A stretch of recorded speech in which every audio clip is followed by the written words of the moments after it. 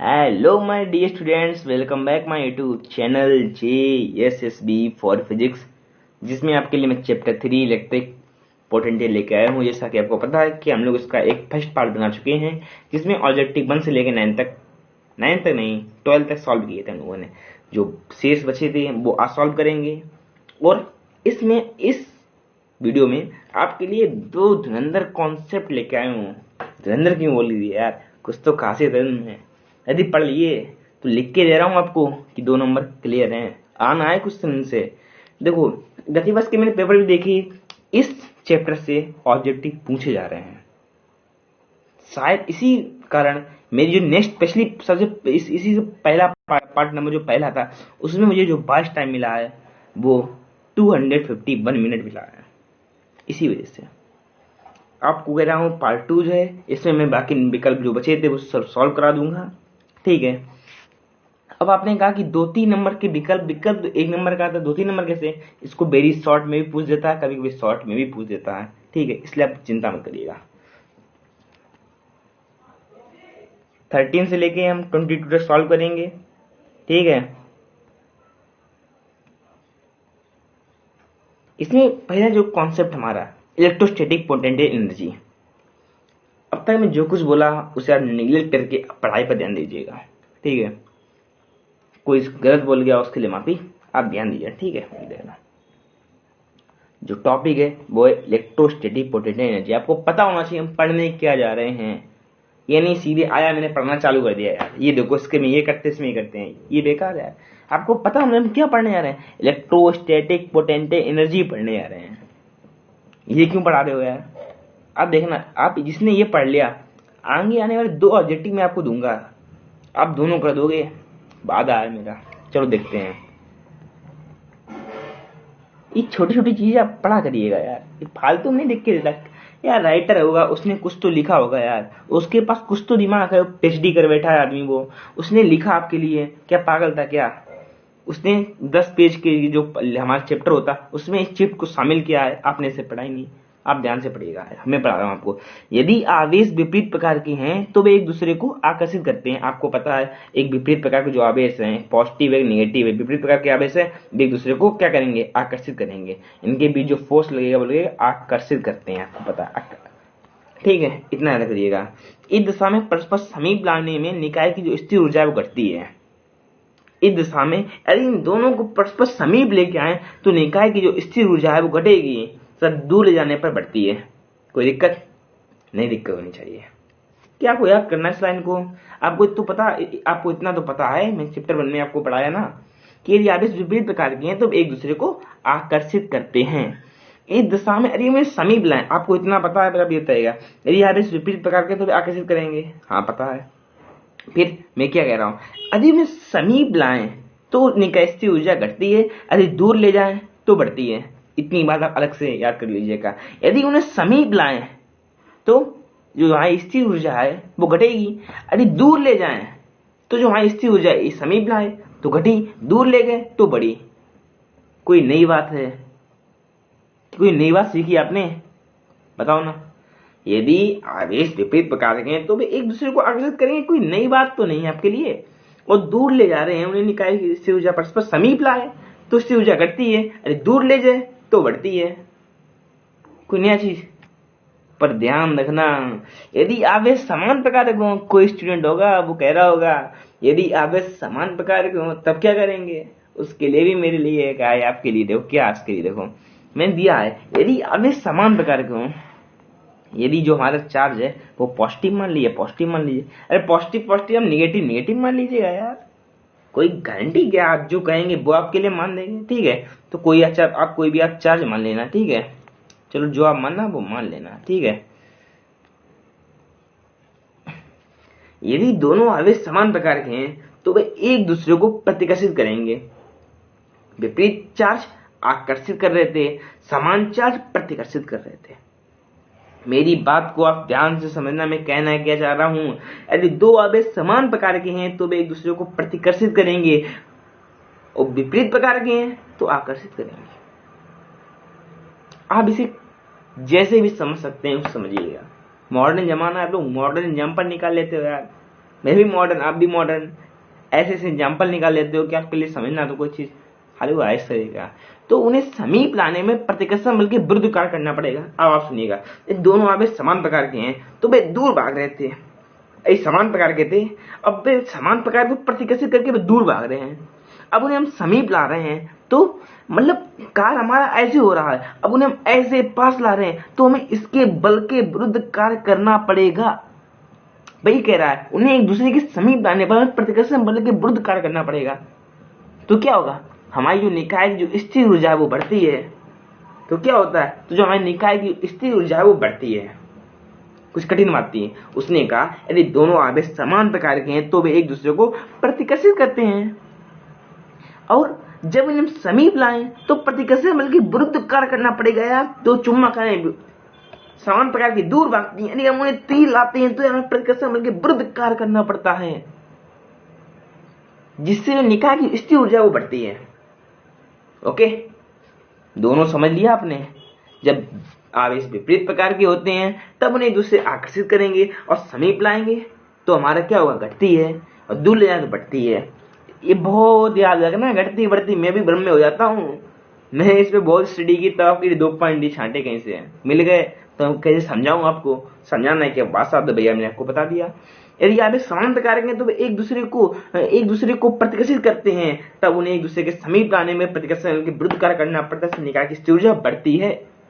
ठीक है, देखिएगा समझ में आ गया, जो मैं समझाया वो समझ में आ गया।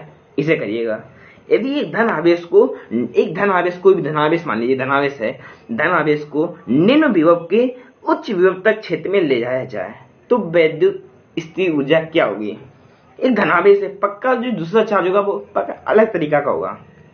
अरे यार देखो, आप भी समझिएगा ना, एक धनावेश को निम्न विभव से उच्च विभव की ओर ले जा रहे हैं, मतलब कि दूर ले जा रहे हैं, इतना तो कंफर्म हो गया। तब वैद्युत स्थिर ऊर्जा क्या होगी बताइएगा, मैंने आपको बड़ी गौर से पढ़ाया है। क्या होगा बताइएगा। चलो आपको 5 सेकंड का टाइम देता हूँ। 1 2 3 4 5 इतनी लिखा होता है यार, तो एक क्वेश्चन में टाइम भी कहाँ है यार। 1 सेकंड में आपको कॉन्सेप्ट अपने ध्यान से ऊपर पढ़े होंगे, बता दोगे आप।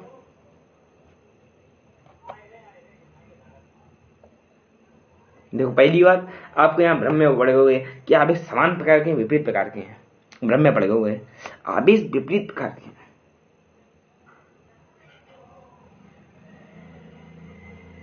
ऐसे अब बताते हैं आपको।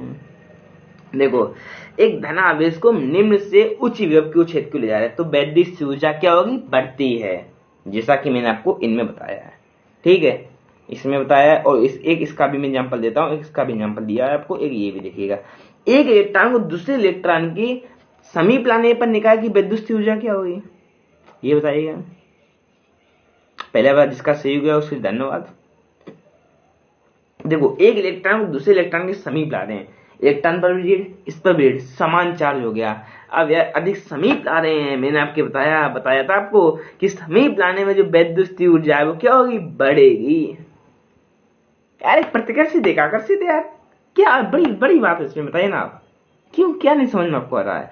यदि पहले आवेश समान प्रकार के हैं उसका भी मैंने आपको रूल बताया, जब विपरीत प्रकार के उसका बताया, समीप लाने दूर जाने, बस इतना कॉन्सेप्ट याद कर लो ना, लिख के दे दिया आपको यार। अब तो याद करिए ना इसको। इसमें आंसर क्या होगा, बढ़ेगी। कैसे बढ़ेगी यार, आपको पता है इलेक्ट्रॉन में समान चार्ज होता है, दोनों रिलेटेड होंगे। अब उन्हें समीप ला रहे हैं तो निकाय की विद्युत ऊर्जा क्या होगी यार, बताइए ना। बढ़ेगी ना, तो मैं लिखा भी है ना यार, इसी बात में मन से बता रहा हूँ। यदि दोनों आवेश समान प्रकार के तो एक दूसरे को प्रतिकर्षित करते हैं, यदि इन्हें दूर ले जाएं, यदि उन्हें प्रतिकर्षण बल के विरुद्ध कार्य करना, जैसे निकाय की ऊर्जा बढ़ती है। समीप लाने पर देखो, हमने दूर गलत बोल गया, मैंने देखो यहाँ समीप लाने लिखा है, देखो 9 मिनट हो गए यार। ये मैंने ऑब्जेक्टिव सॉल्व भी नहीं करना चालू किया।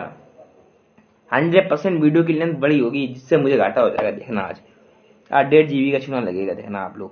जब उन्हें एक दूसरे के समीप लाने पर प्रतिकर्षण बल के विरुद्ध कार्य करना पड़ता है, निकाय की विद्युत ऊर्जा बढ़ती है। Okay, understand. चलो बहुत टाइम हो गया, 10 मिनट समझाया मैंने इस कॉन्सेप्ट को, फिर भी ना समझ में आया यार तो प्लीज मुझे कमेंट कर देना। इसका एक स्पेशल वीडियो बनाऊंगा मैं आपके लिए, टॉपिक बढ़िया है, आप कमेंट करेंगे तब बनाऊंगा, जिसमें आपको यही पॉइंट के यार, इस 2 आपको मैंने एग्जाम्पल दिए जो आपकी बुक में दिए गए थे, कुछ ब्रेन के एग्जाम्पल दूंगा मैं आपको अपने दिमाग के बनाकर, और कुछ मेरे पास किताबें भी रखी बढ़िया बढ़िया, उसके भी दूंगा आपको। ये क्या लेके आ गया मेरे सामने, ये क्या भैया? अरे ये कुछ नहीं है, हुआ करो ना, ये देख किसे डरा गए तुम यार। ये इक्विपोटेंशियल सरफेस है, हिंदी बताओ क्या होगी इसकी? समविभव पृष्ठ। इस चैप्टर का मोस्ट इंपॉर्टेंट टॉपिक पहले वाला था। इस चैप्टर का जो मोस्ट इंपॉर्टेंट टॉपिक था, जो मैंने पहले आपको समझाया, अब इसके बाद जो है इस चैप्टर का मोस्ट इंपॉर्टेंट टॉपिक ये है। इसमें देखिए जो वैद्युत बल रेखाएं हैं वो पृष्ठ के लंबवत हैं, देखिएगा, है ना? चलो, इसकी क्वालिटी क्या है ये मैं आपको बताऊंगा, क्वालिटी भी बताऊंगा। अब मैंने एक क्वालिटी आपको बताई, इसमें आपने खुद देखा जो ये पॉजिटिव चार्ज से वैद्युत बल रेखा है वो क्षेत्र के क्या है, परपेंडिकुलर है यार। लंबवत की इंग्लिश में परपेंडिकुलर है। चलो देखते हैं आप, ये क्या इतनी बड़ी भाषा कौन पढ़ेगा? पढ़ना क्या है इसको देख लीजिएगा।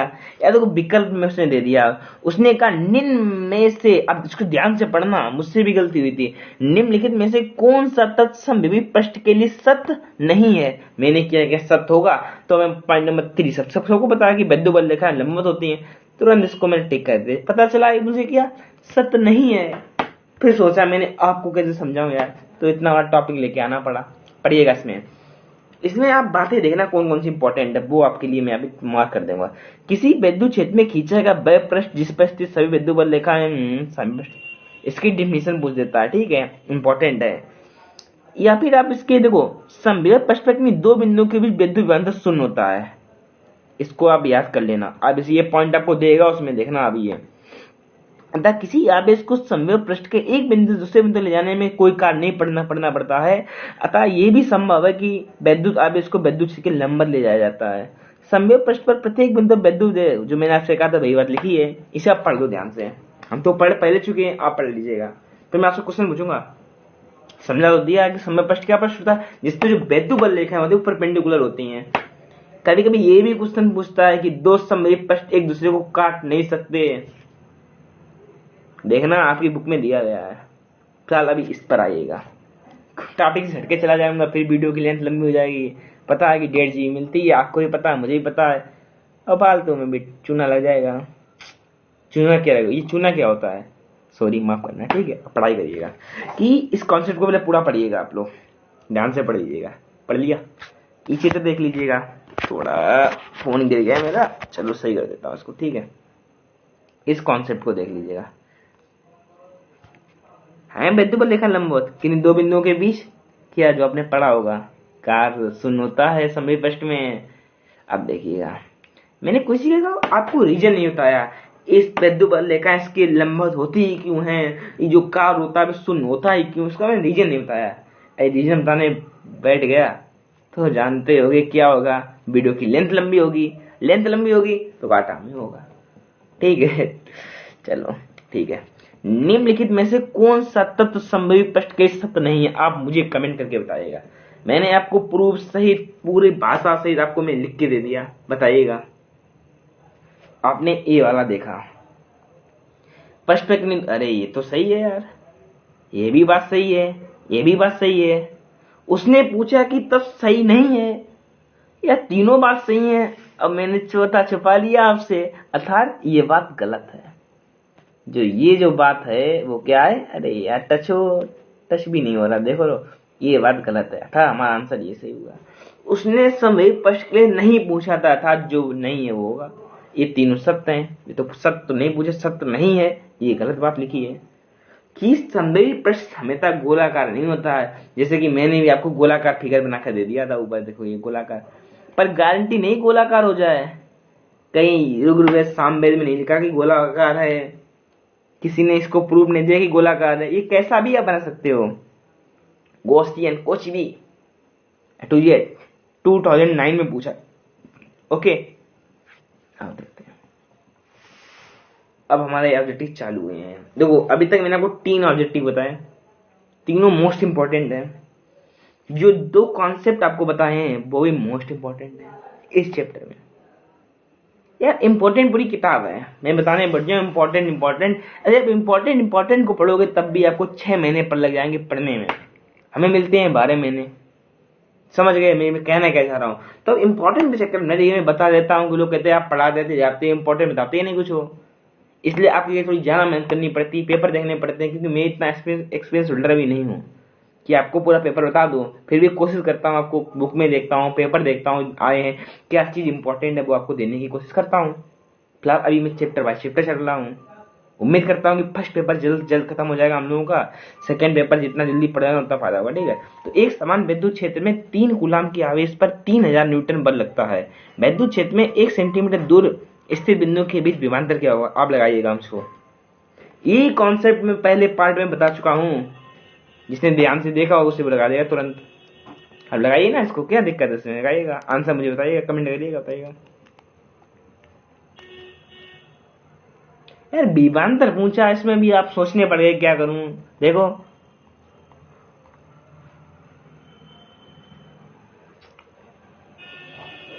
देखो Q बराबर 3 कूलम तो दे रहा था, F इतना दे रहा था भाई, यू D भाई R भी कह सकते हैं इसको।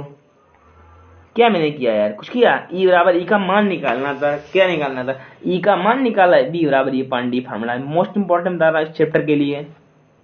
ओके, वैल्यू पुटअप कर दी, आप खुद देखिएगा। अब इसे देखिएगा, समझ में आ गया? नहीं समझ में आया तो मैं समझा रहा हूँ आपको फिर से। उसने मुझे Q का मान दिया था। देखो गर्मी इतनी है, बिना पंखा चलाए बैठा हूँ, पंखा चला तो उसकी आवाज आएगी यार, तो मेरी आवाज क्लियर नहीं आपके पास आएगी। तो Q का मान है वो 3 कूलम है, जो फोर्स है वो 3000 न्यूटन की फोर्स लग रही है।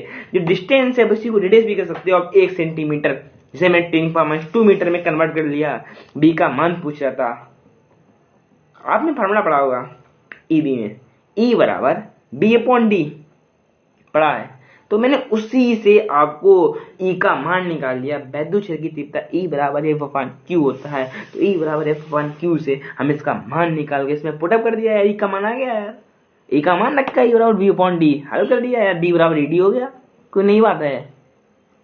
इंटेलिजेंट स्टूडेंट ने देख के इसका कर दिया होगा, मेरे बिना बैठ देखे उन्होंने कर दिया होगा। पर सवाल को थोड़ा घुमा दें तो कोई नहीं कर पाएगा। घुमाएं, देखिए तो एक बिंदु से 0.2 मीटर दूर स्थित दूसरे बिंदु तक लाने में 20 कूलम आवेश ले जाने में कितना 2 जूल कार्य होता है? बिंदु के बीच विभवांतर बोल दिया।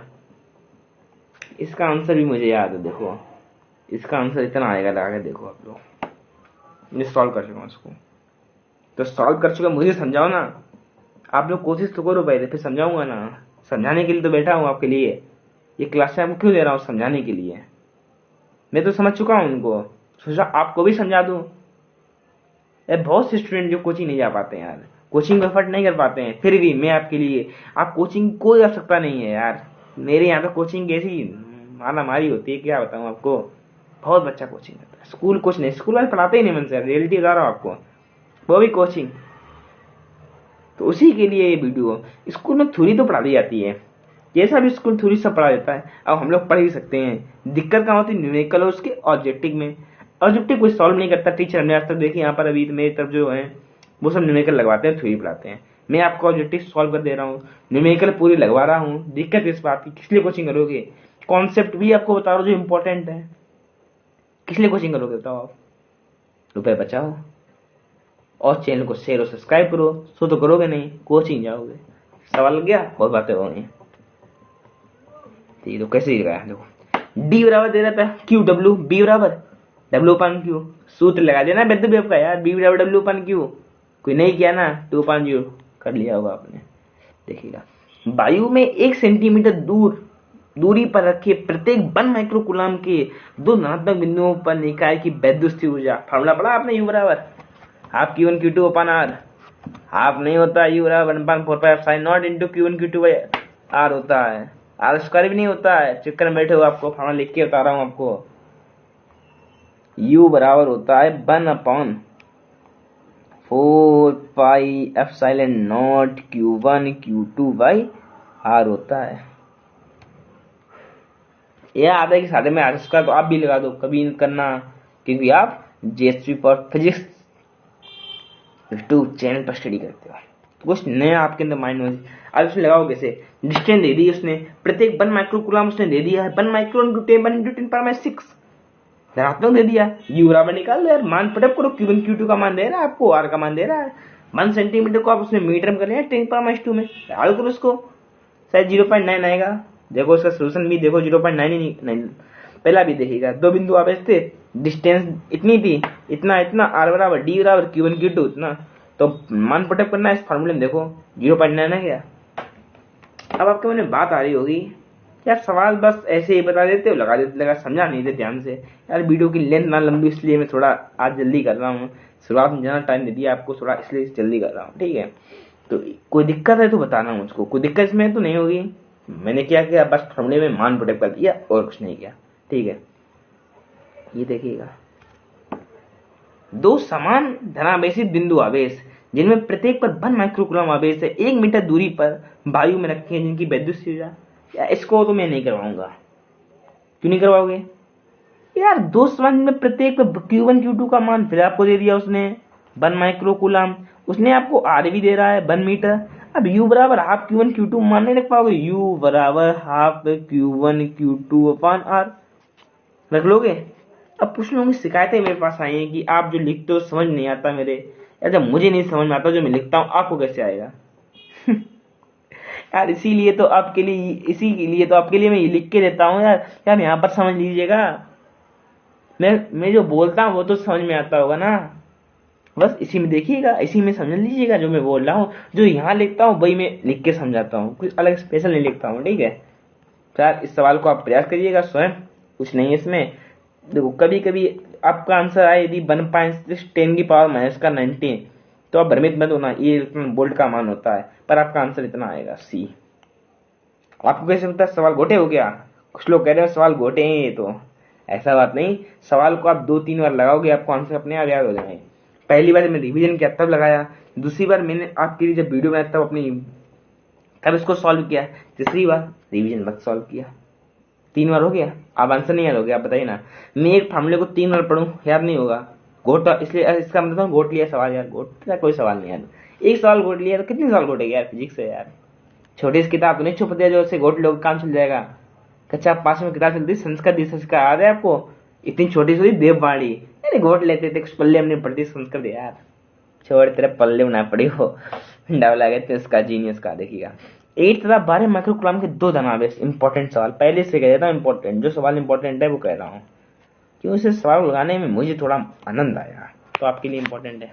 देखिएगा कुछ नहीं सवाल में, 8 तथा 12 माइक्रोग्राम के 2 धनबिंदु आवेश वायु में 10 सेंटीमीटर की दूरी पर रखे हैं, 4 सेंटीमीटर निकट खिसकाने में किया गया कार्य, 4 सेंटीमीटर निकट, पहले दो बिंदु आवेश हैं 8 व 12, बीच की डिस्टेंस है वो कितनी है, ये 2 बिंदु आवेश हैं, बीच की जो डिस्टेंस है वो 10 सेंटीमीटर है।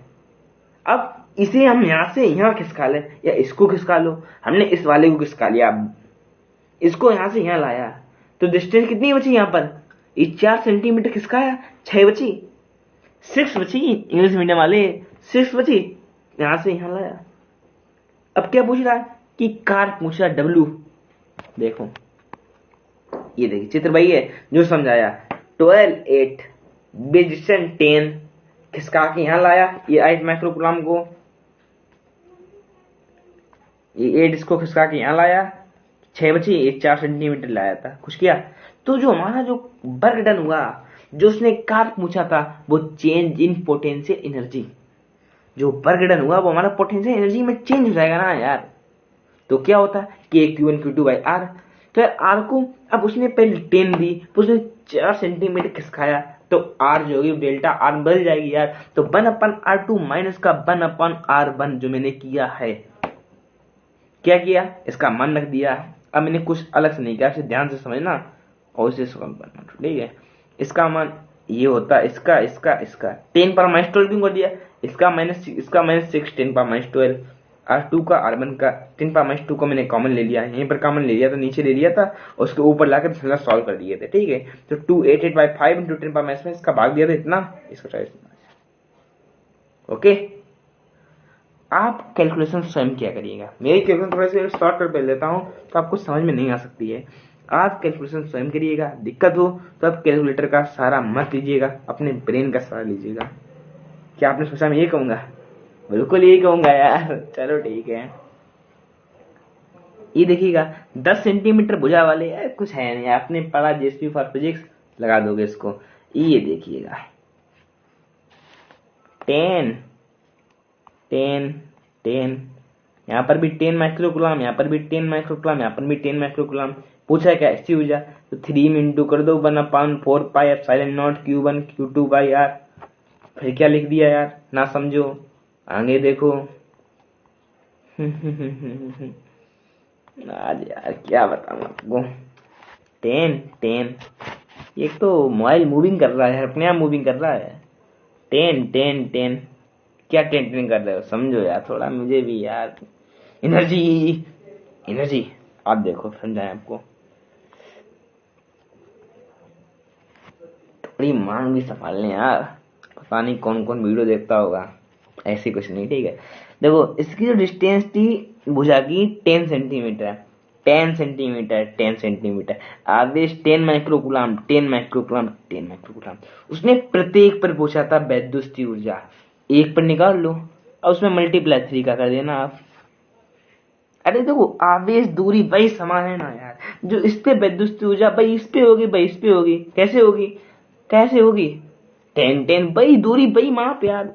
इस पेन है, इस पेन की लंबाई 10 सेंटीमीटर है। अब मैं ये पेन 10 रुपए का, मैंने कहा ऐसे मुझे 3 पेन लेने हैं तो आपको 30 रुपए के मिल जाएंगे। उसी प्रकार के त्रिभुज है यार भाई, हर चीज सेम है। मैंने एक की निकाल ली यू, अगर मुझे 3 पे निकालनी है तो 3 का मल्टीप्लाई में नहीं किया यार, कुछ अलग तो नहीं किया, 3 का मल्टीप्लाई किया और इतने में मान गुणा कर दिया, 27 जूल आ जाएगी, ठीक है। आगे देखिएगा, इसको समझ, आप देखो इसको आप पहली बार देखिएगा यार, थोड़ा देखो मैं आपको बता दे रहा हूँ, इसका मैं अलग वीडियो बनाना चाह रहा हूँ। क्यों? काफी लोगों ने मुझसे ये सवाल पूछा है, मैंने इसको सॉल्व भी किया है, पर कुछ सोल्यूशन नहीं इसमें दे रहा हूँ। इसके लिए मैं नेक्स्ट वीडियो होगी, सिर्फ 3 या 4 मिनट की होगी, कुछ खास नहीं है इसमें, आप देखना मैं इसमें समझा रहा हूँ आपको। उसने पूछा वैद्युत ध्रुव के कारण r दूरी पर अक्ष पे बिंदु वैद्युत क्षेत्र की तीव्रता व विभव में क्या संबंध, ई बी में। उसने अक्ष पे पूछा है, एक्सियल पोजीशन पूछी है। पहले आपको क्या करना पड़ेगा, पहले आपको वैद्युत ध्रुव के कारण एक्सियल पोजीशन पे क्या निकालनी पड़ेगी, ई निकालनी पड़ेगी, फिर आपको बी निकालनी पड़ेगी। पहले आपको ई निकालनी पड़ेगी किस पर, एक्सियल पोजीशन पर, और भाई फिर आपको बी भी निकालनी पड़ेगी किस पर, एक्सियल पोजीशन पर। क्या एक्सियल एक्सियल कर रहे हैं, अच्छी स्थिति, ओके अंडरस्टैंड, ठीक है। तो आप इन दोनों को भी डिवाइड कर देना, तो हमारा जो संबंध आएगा वो है शायद E/B = 2/R। इसे हम क्या करते हैं, इसे हम E बराबर लिखते हैं, क्या लिखते हैं, 2B/R, जो हमारा सी ऑप्शन है, ओके।